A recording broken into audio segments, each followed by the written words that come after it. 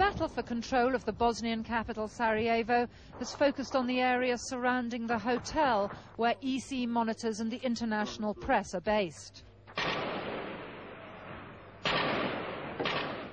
From early this morning, the sound of heavy artillery, machine gun and sniper fire has reverberated around the district, which until today had been one of the most peaceful areas of the city.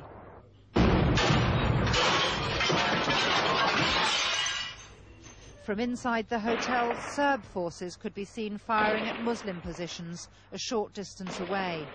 The Serbs were stationed outside a geriatric hospital, which then became the focus of attack.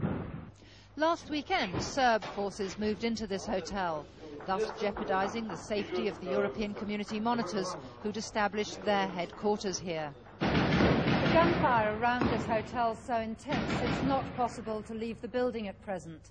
Serb forces based here are putting the blame firmly in the Muslim court. They say that unless the attack is halted, they'll open up a much heavier assault on Muslim villagers. Some reports suggest that Muslim forces did launch today's attack, emboldened by success in yesterday's battle in the centre of Sarajevo. But this is impossible to verify. EC observers managed to negotiate a ceasefire with the local commanders on each side. It was due to take effect at 11 this morning, but 11 o'clock passed and there was no improvement. It's a live battle. It's been going on since 6 a.m. this morning. It's very serious. There are casualties. There are dead people out there. And the EC Monitor mission has been doing its best to try and get a ceasefire, to contact the local commanders, but at the moment, without success, and this is something to be regretted. So the situation is very serious, it's very dangerous, and people are being killed. Among today's casualties was Rob Selliers, a cameraman working for the television news agency Viz News. He was hit in the arm and quickly evacuated to a hospital out of the area. After yesterday's fierce battle in the centre of Sarajevo, today's attack, so close to the headquarters of the EC mission, is seen as yet another major setback to EC negotiators trying to broker a peace agreement. Well, it's very disappointing. Of course, that conflict should take place very close to here because it's recognised as being the headquarters of the Monitor mission, who are only here to try and help the situation. And also within about 50 metres of the hotel there is a hospital, and that's being used in both a defensive position by some of these irregulars.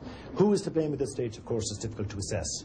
But we could only appeal once again to these that this is mindless violence, it's not encouraging, and in order to use a target of a hotel that's occupied by the international press as well as the EC Monitor mission, and a hospital which is occupied by patients, certainly is not something any of us would wish for. Elsewhere in the Republic, the fighting escalated towards all-out war. 5 civilians were killed in Deventer, where the Serbian news agency said regular Croatian army units were in action against Serb forces.